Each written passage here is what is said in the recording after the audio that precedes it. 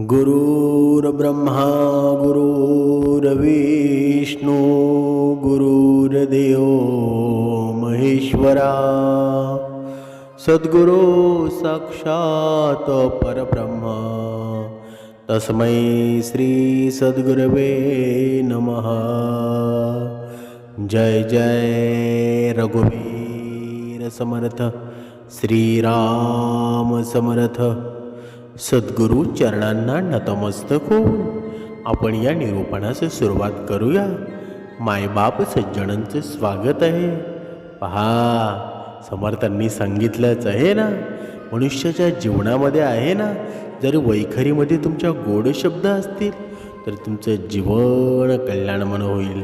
तुमच्या जीवनामध्ये आहे ना, एक समाधान नावाचं वातावरण चालू होईल आणि तुम्हाला आयुष्यामध्ये आहे ना, काहीच कमी पडू देणार नाही।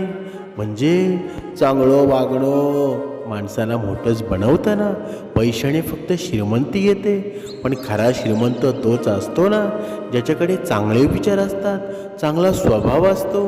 म्हणजे जर श्रीमंतीमध्ये माणसाला जर विकत घ्यायचं ठरवलं तर मनुष्य आहे ना, कुणीही कोणाला विकत घेऊ शकतो, पण चांगले विचार विकत घेता येतील का बरं? चांगला स्वभाव विकत घेता येईल का बरं? कधीच विकत घेता येणार नाही। म्हणून आयुष्यामध्ये आहे ना, आपला चांगला स्वभावच राहणार आहे, आपल्या जीवनामध्ये समाधानच राहणार आहे। फक्त चांगलं जीवन जगायला शिका।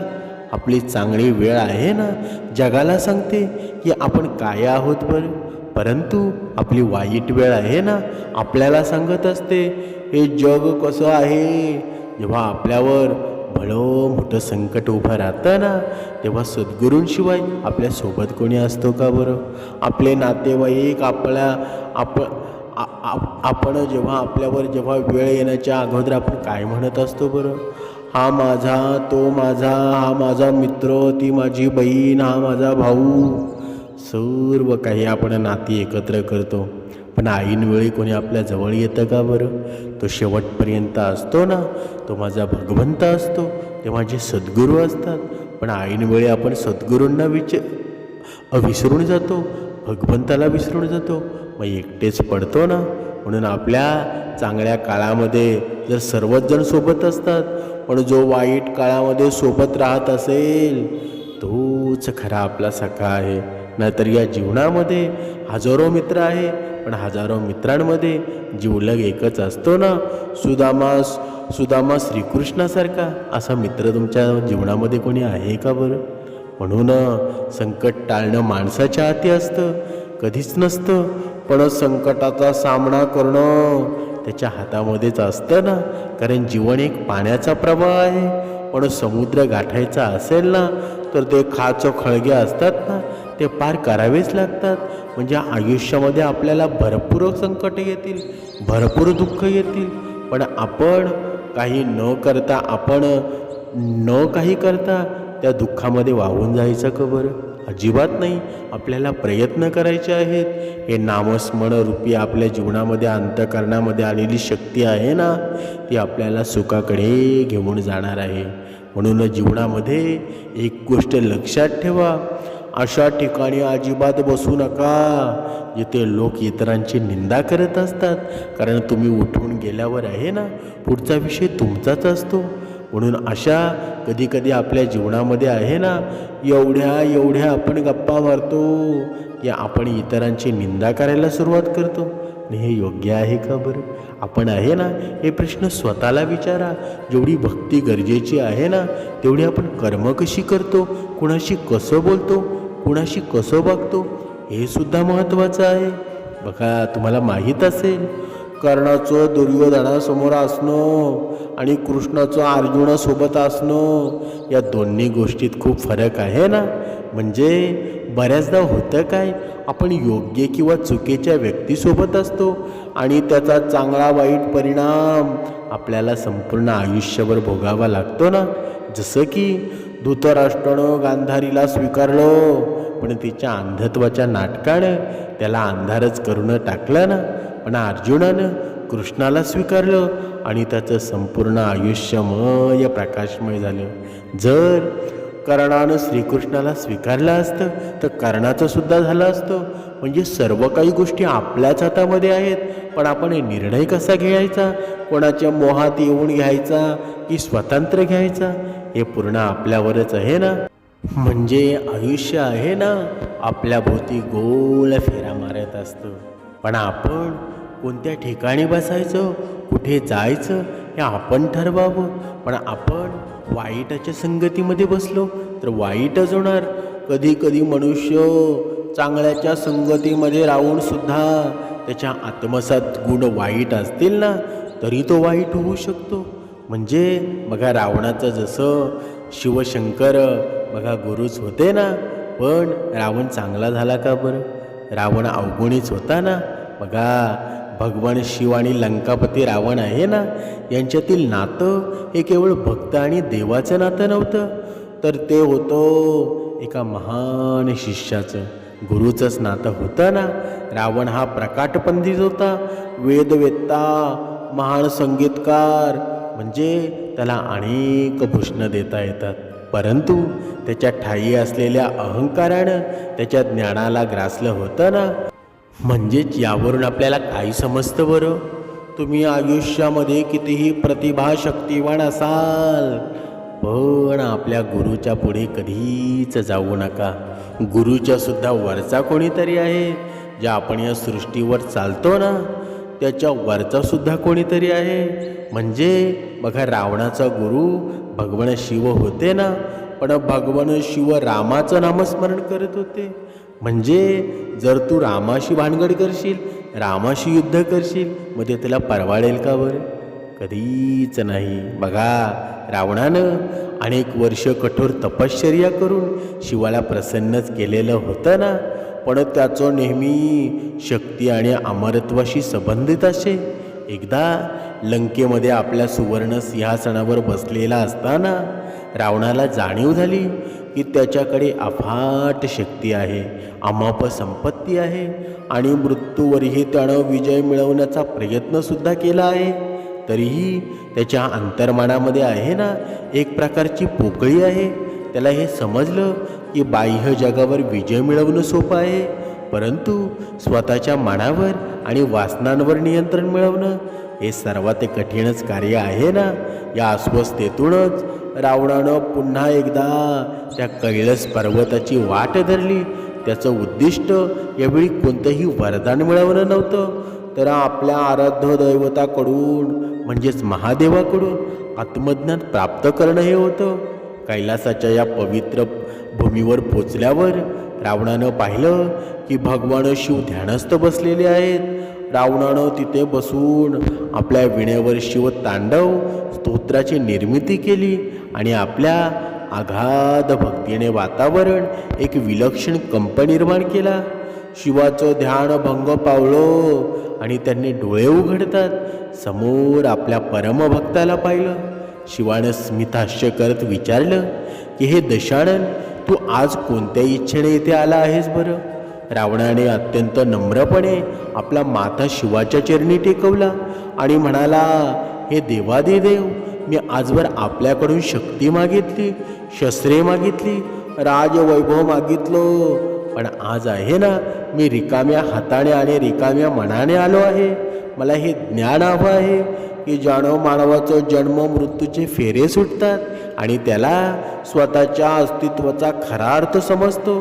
रावणाची ही शुद्धता पाहून शिवाने त्याला आत्मज्ञानाचे ज्ञान देण्याचं ठरवलं. शिवाने रावणाला सांगायला सुरुवात केली, आत्मज्ञान हे केवळ पुस्तकातून, केवळ मंत्रांच्या पठणातून मिळत नाही, तर ते स्वतःच्या आत डोकावून पाहिल्यास मिळत असतं. आणि आजसुद्धा कलियुगामध्ये आहे ना हीच परगड झालेली आहे. आपण वाचन करतो, पण सुसंस्कृत मनुष्य कधी होतो बरं? आपण स्वतःच्या बुद्धीमध्ये निरंतर वेगळ्या विचारांची निर्मिती करत असतो, चांगल्या विचारांची निर्मिती करतो, तेव्हा सुसंस्कृत होतं ना. पण बघा त्यांनी सांगितलं, पण तुझे 10 तोंडे म्हणजे केवळ बुद्धिमत्तेचं प्रतीकच नाहीत, तर ते मानवाच्या 10 इंद्रियांचं आणि विकारांचे प्रतीक आहेत. जोपर्यंत तुझं मन या 10 दिशांना धावत राहील तोपर्यंत तुला आहे ना स्थिरतेचा अनुभव घेता येणार नाही. आत्मज्ञानाचा पहिला टप्पा म्हणजे मी या अहंकाराचा त्याग करणं. म्हणजे जोपर्यंत तुला असं वाटतं की मी शक्तिशाली आहे, मी पंडित आहे, तोपर्यंत तू आहे ना सत्यापासून दूर आहेस. शिव पुढे म्हणाले, रावण, तुझे शरीर हे नश्वर आहे आणि तुझी कीर्तीही काळाच्या ओघामध्ये पुसली जाईल, परंतु तुझ्या आत असलेला आत्मा आहे ना, हा शाश्वत आत्मा आहे. तो न कधी जन्माला येतो न कधी मरतो. या आत्म्याला जाणणं म्हणजेच खऱ्या अर्थानं स्वतःला जाणणं आहे. रावणानं विचारलं, हे महेश्वरा, मग हा अहंकार नष्ट कसा करावा बरं? बघा, आता भरपूर बोलतात ना की रावण हा अहंकारी होता, पण रावण आहे ना आपल्या गुरुकडं अहंकार नाहीसा करण्यासाठी सुद्धा गेला होता.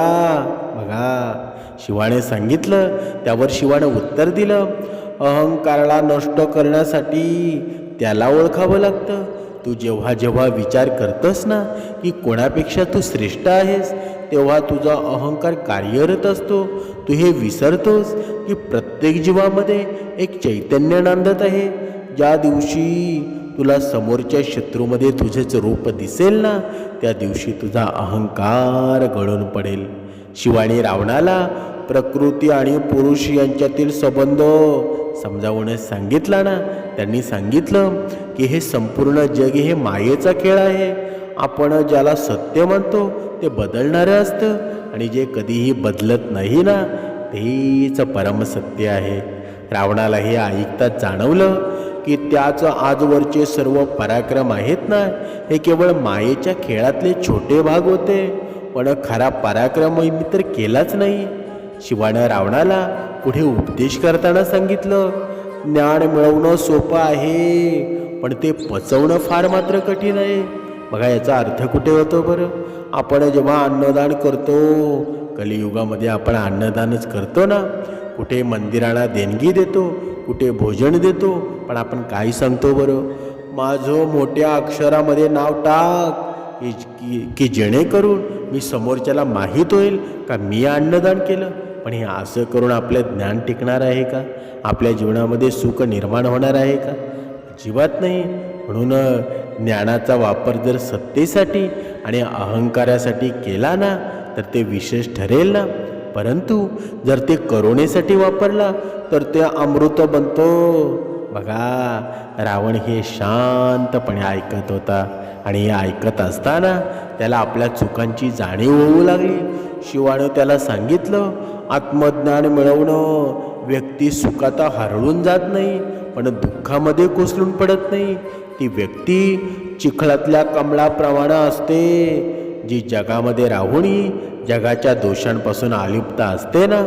रावणानं विचारलं की हे गुरुदेव, माझ्यासारख्या रजोगुणी व्यक्तीला हे कसं शक्य होईल बरं? शिवाने शांतपणे उत्तर दिलं की त्या व्यक्तीच्या आत आहे ना सत्व, रज आणि तम हे 3 गुण असतात. तू तुझी शक्ती लोकांसाठी खर्च कर, स्वतःच्या सुखासाठी नाही. जेव्हा तू स्वतःचा विचार सोडून विश्वाचा विचार करशील ना, तेव्हा तुझा रजोगुण आपोआप सत्वामध्ये रूपांतरित होईल. आत्मज्ञान हे काही बाहेरून मिळवण्याची वस्तू नाही, तर ते तुझ्या आत असलेल्या आवरणच दूर करणं आहे ना. जसा ढगांमुळं सूर्य झाकला जातो, तसा तुझ्या वासनांमुळं तुझा आत्मा झाकला गेला आहे. हे वासनांचे ढग आहेत ना, ते बाजूला सारलेला की ज्ञानाचा सूर्य आपोआप तळपू लागेल. शिवानं रावणाला योगाच्या आणि ध्यानाच्या अशा काही पद्धती सांगितल्या की ज्यानं मन एकाग्र करता येतं. त्यांनी सांगितलं की श्वासावर नियंत्रण मिळवणं म्हणजे मनावर नियंत्रण मिळवणं आहे. जेव्हा मन स्थिर होतं ना, तेव्हाच बुद्धीला सत्याचं दर्शन घडत असतं. आणि रावणाला त्या क्षणी एक अद्भुत अनुभूती मिळाली. त्याला जाणवलं की त्याचे 10 मस्तक आता एकाच दिशेला म्हणजे अंतर्मुख होत आहेत. या दीर्घ संवादानंतर शिवाने रावणाला आशीर्वाद दिला की तू हे ज्ञान प्राप्त केलं आहेस, पण त्याची खरी परीक्षा आहे ना, ती संकटाच्या वेळी तुझी होईल. आत्मज्ञान म्हणजे केवळ माहिती असते का बरं? अजिबात नाही. तर ते जगणं आहे. रावणाने शिवाचे आभार मानले आणि लंकेला परत तो आला. जरी रावणाच्या नशिबात पुढे रामाशी युद्ध आणि मृत्यू होता ना, तरी हे शिवाच्या आत्मज्ञानाच्या दानामुळं रावणाच्या अंतांच्या वेळी त्याच्या चेहऱ्यावर एकच निराळं तेज होतं. म्हणजे मरतानाही त्याला माहीत होतं की तो एक केवळ शरीर सोडत नाही, त्याचा आत्मा अमर आहे. शिवानं दिलेलं हे दान आहे ना, रावणाच्या जीवनातील सर्वात मोठी संपत्ती ठरली. याचं तात्पर्य काय आहे बरं? की कितीही सामर्थ्यवान आणि विद्वान असाल ना, तरी जोपर्यंत आपण स्वतःच्या अहंकाराला जिंकता येत नाही आणि आत्म्याच्या स्तरावर सत्याला ओळखत नाही, तोपर्यंत आपले सर्व ज्ञान अपूर्ण आहे. आणि हे कलियुगामध्ये आहे ना, हेच होत आहे. मनुष्य स्वतःला खूप ज्ञानी समजतो, या जगाला जिंकायला बघतो. ते कशामुळे जिंकायला बघतो? ते पैशामुळे जिंकायला बघतो. पण स्वतःचं आत्मज्ञान त्याला माहीत नसतो. म्हणून भगवान शिव हे केवळ संवारक नाही, तर ते श्रेष्ठ गुरुसुद्धा देखील आहेत ना, जे आपल्या भक्ताला अंधारातून प्रकाशाकडे नेण्यासाठी सदैव तत्पर असतात. रावणानं शिवाकडून मिळवलेल्या त्या ज्ञानाचा उपयोग आहे ना, जरी नंतर स्वतःच्या स्वभावामुळं चुकीच्या पद्धतीने केला असला, तरी शिवाचा उपदेश आहे ना, तो त्रिकाळबाधित सत्य म्हणून आजही आपल्याला प्रेरणा मिळते ना. म्हणून आत्मज्ञानाचा हा प्रवास आहे, प्रत्येकाच्या आत सुरू आहे. फक्त गरज आहे ती अहंकाराचा त्याग करून शिवासारख्या गुरुला शरण जायची, सद्गुरूसारख्या गुरुला शरण जायची. म्हणजे उपदेशाचा हा प्रभाव आहे ना, केवळ रावणावरच नाही, तर संपूर्ण सृष्टीवरच पडला ना. शिवाने स्पष्ट केलं की खऱ्या अर्थानं मुक्त तोच आहे, ज्याला कशाचीही आसक्ती नाही. रावणानं विचारलं होतं की हे प्रभू, मला मुक्तीची ओढ का वाटते बरं? त्यावर शिवानं स्मित हास्य करून उत्तर दिलं, मुक्तीची ओढ आहे ना, ही प्रत्येकाला असते. कारण आत्मा आपल्या मूळ स्वरूपात मुक्तच असतो. फक्त देह आणि सांसारिक नातेसंबंध आपल्याला बांधून ठेवतात ना. जेव्हा तू मी लंकापती आहे हे विसरून मी शिवाचा अंश आहे हे जगशील ना, हे तू जाणशील, तेव्हाच तुला खऱ्या स्वातंत्र्याचा अनुभव येईल. या संवादानं रावणाच्या बुद्धीला एक नवी दिशा मिळाली. त्याला हे समजलं की शक्तीचा उपयोग आहे ना, जर केवळ स्वतःला मोठं करण्यासाठी केला, तर ती शक्ती विनाशाचं कारण बनते. शिवाने रावणाला भक्तीचं महत्त्व देखील सांगितलं. त्यांनी स्पष्ट केलं ना की ज्ञान जरी महान असलं, तरी भक्तीशिवाय ते कोरडं आहे.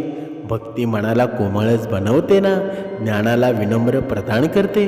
रावणानं विचारलं की भक्ती आणि ज्ञान यात श्रेष्ठ काय आहे बरं? तेव्हा शिवाने सांगितलं ना की एकाच नाण्याच्या दोन बाजू आहेत. जसं प्रकाशाशिवाय सूर्याला अर्थ नाही, तसं ज्ञानाशिवाय भक्तीला आणि भक्तीशिवाय ज्ञानाला अर्थ नाही. बघा, याचा संदेश हाच आहे ना की बाह्य जगातील विजयापेक्षा स्वतःच्या अंतर्मनातील विजय आहे ना, हाच सर्वश्रेष्ठ विजय आहे. भगवंत प्रत्येकाला संधी देतो. गरज आहे ती फक्त रावणाप्रमाणे प्रश्न विचारण्याची आणि शिवाप्रमाणे मार्गदर्शन स्वीकारण्याची. रावण मरताना त्याच्या डोळ्यात पश्चाताप नव्हता, तर कृतज्ञताच होती ना.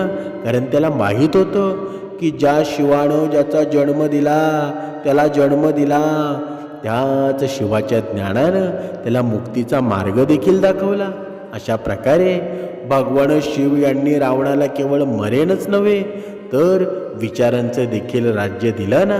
आत्मज्ञाने असे दोन दान आहेत, असे चोरू शकत नाही आणि जे कधीही संपत नाही.